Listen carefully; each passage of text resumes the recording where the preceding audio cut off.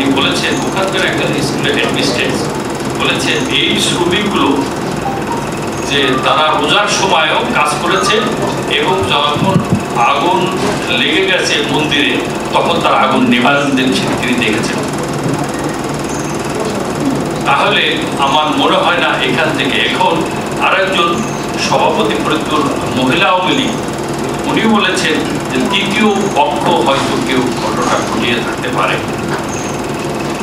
জেলা প্রশাসক সাহেব বলেছেন যে উনি ক্ষতিপূরণ দিয়েছেন এবং প্রয়োজনে এই ফ্যামিলিগুলো যারা নিহত হয়েছেন তাদেরকে স্বাবলম্বী করে ফ্যামিলিগুলো দাঁড়াতে তার সে ব্যবস্থা করবে। সত্যি এটা কত বেদনাদায়ক যে আপনজন হারিয়েছেন তিনি জানেন আপনজন হারানোর কি ব্যথা। যে বাবা হারিয়েছে সে এতিম হয়েছে, যে স্বামী হারিয়েছে সে বিধবা হয়েছে।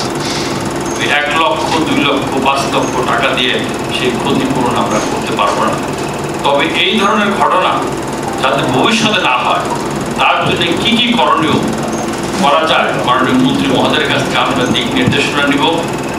আর আমি আপনাদের এই যারা নিহত হয়েছেন তাদের আত্মার মাগফিরাত কামনা করছি, আল্লাহ তাআলা তাদেরকে জান্নাতবাসী করুন।